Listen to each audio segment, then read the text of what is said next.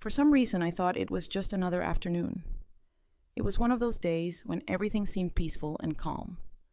I was tired after work, so I chose to take a long hot bath. The warm water was relaxing, and the steam made the small bathroom feel like a warm, safe place to be. I had no idea that my whole world would be turned upside down in just a few minutes. The house was eerily quiet. I could just barely make out the low hum of the TV in the next room, where my sister Timmy's mom was probably watching her favorite show. My nephew Timmy had been living with me for a few days. He is usually a quiet, good boy. As nice as he was, there was something about him that always made me feel a little nervous, but I couldn't put my finger on it. When I got deeper into the bath, the warmth helped relax my muscles. I closed my eyes and let out a big sigh. It had been a rough week, and I just wanted to take a break and forget about everything. Yet as soon as I shut my eyes, I heard a soft rustling sound next door. At first, I didn't think much of it. I thought it might just be the house moving or a draft rattling the windows. But then I heard it again. This time, a faint step that sounded like someone was sneaking up on the bathroom. I froze and strained to listen as my heart skipped a beat. The bathroom door was locked, so no one should be able to just walk in, right? There were louder footsteps, and then I heard the clear sound of the doorknob turning. It made my stomach hurt. Who was there? Could it be Joey? I called his name, but he didn't answer. I wasn't sure whether to wait or open the door. The tension was killing me. The water had been soothing just a moment ago, but now it made me feel squished as my mind raced. Was someone pulling a joke on them, or was something much scarier going on? I then heard Timmy's close, soft voice calling my name. "Aunt," he whispered so softly that I could hardly hear him. It sent a chill down my spine. But why did he whisper? He never sounded that good before. My heart beat faster, and I tried to stay relaxed, even though the air felt heavy and tense all of a sudden. That's what I had to know. I finally got out. "What is it, Timmy?" Even though my voice was shaking a little, after a long pause, he spoke up. I need you." It didn't sound like he was asking for something, as a kid would. Instead, it was more insistent and almost pleading. Though I was taking a deep breath, my fingers dug into the porcelain as I held onto the edge of the tub. Were my thoughts going crazy? Or had Timmy's mood changed for the worse? "Come in," I said, after a short pause. When I turned around, I saw him standing in the doorway, his small figure blocked out by the light. The door had slowly opened. I knew it was the same sweet nephew, but something was off about his eyes. They were darker, like he was trying to hide something. I blinked, not sure if I was just tired or thinking too much, but as he got closer, I saw something that made my skin tingle. His face was twisted, not in a fun way, but in a way that was completely different and new. Aunt Timmy said something in a low voice. As soon as I thought you would notice, he moved closer to the edge of the tub. "You're always so busy, but I need you right now." The way he spoke was scary, and his words didn't make sense. I felt sick to my stomach because that boy wasn't my cousin, or the boy I knew. It wasn't a game for kids. My mind told me to do something, but I couldn't move. As Timmy leaned in closer, his fingers touched my shoulder, and his breath felt cold against my skin, making me shiver. I wanted to push him away, but I couldn't. He said in a strangely calm and steady voice, "I've been waiting so long for this. I'm not going to let you go now." The air was so tense that I could hardly breathe.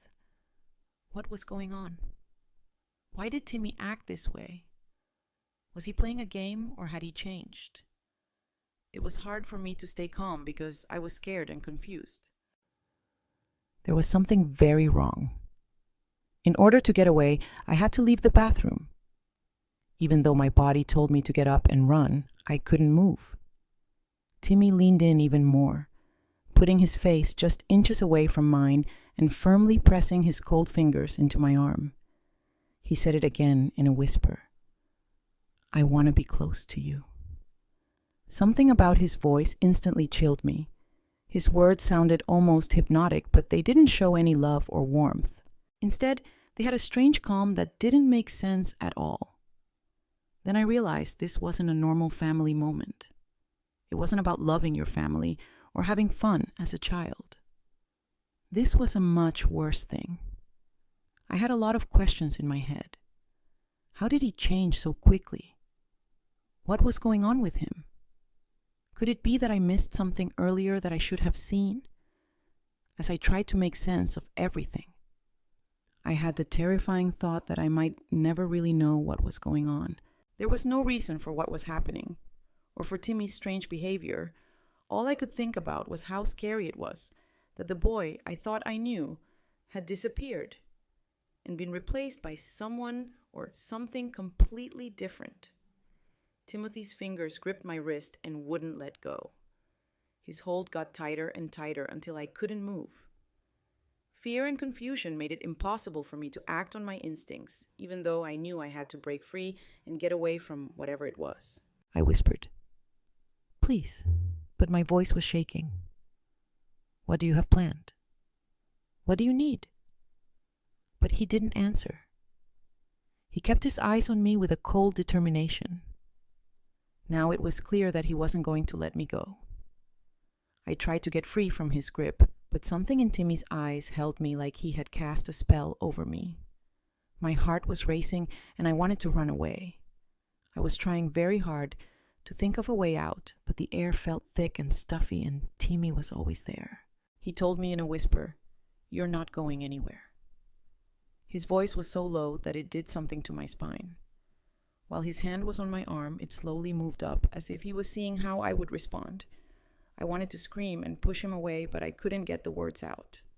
Why was he doing this? Where was the sweet, innocent boy who used to look up to me? Before, Timmy was always nice, shy, and interested in new things. But now it seemed like someone or something had taken over him. When the bathroom door squeaked again, I quickly turned around to see if my sister was there, but there was no one in the hallway, and I could hear weak footsteps outside, but they were far away. We were now the only ones left, I knew. I had to move quickly. I tried to push Timmy's hand away again, but he was stronger than I thought. His grip got tighter, making me feel panicked. The warm water used to make me feel better, but now it made me feel like I was sinking. Timmy leaned in even more, and his cold breath hit my neck. He said in a low, disturbing voice, "You're mine now, and you always have been."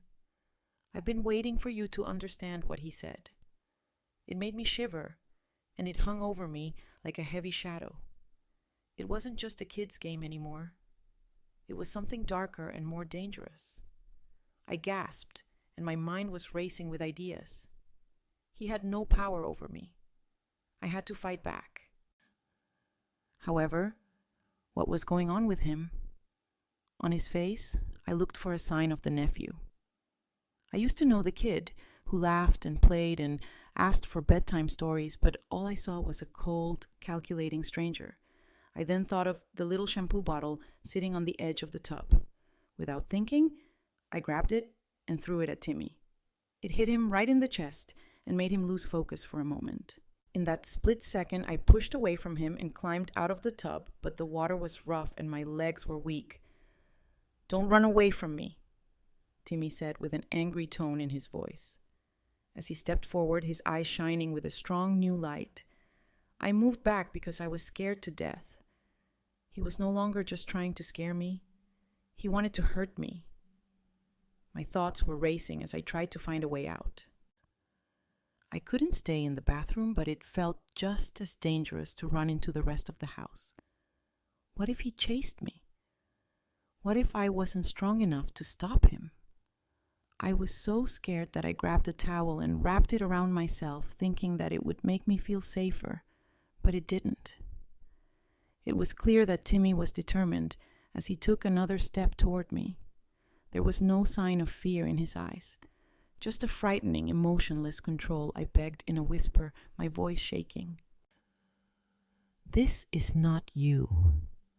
I don't know what came over you." Timmy didn't answer when I said, "Please stop." When he reached out again, he grabbed my arm so hard I thought he might break it before I could move. At that moment, the fear I felt was too much to handle. He didn't seem to hear anything I said. It felt like the boy I used to know had been erased, and something dark and dangerous had taken his place. Then a memory came back to me. It was so faint and far away, but it seemed to hold the key to understanding what was going on. I thought back to how Timmy had been acting strangely a few weeks ago. Strange dreams, strange behavior. And a change in his attitude had been talked about, but no one gave it much thought at the time. Now it all makes sense. He hadn't just gone through a phase. Something strange had happened to him. I had to leave. I had to get through this. I could just barely make out my sister's words through the door, but it was too far away to help Timmy. And I were the only ones in this fight. I was strong because I was afraid I had to fight no matter what I used, all the strength I had to tear my arm free from Timmy's grip.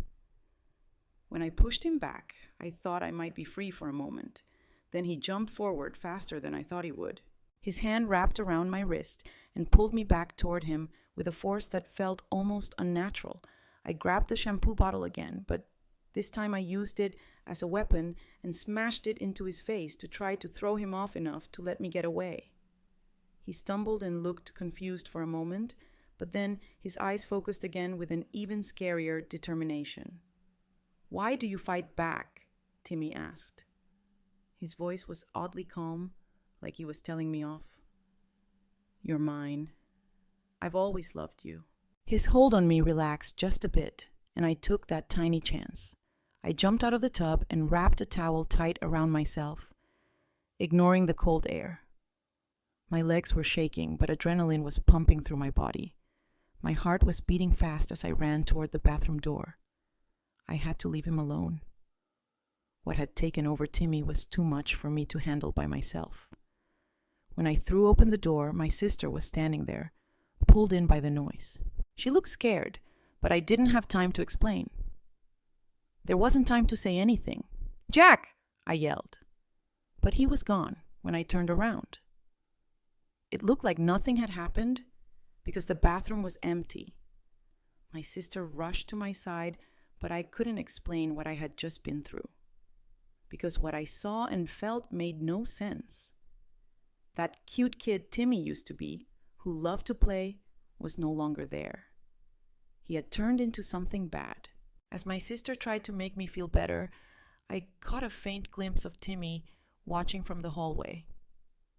In the dim light, his dark eyes sparkled, and I had a creepy feeling that he was there.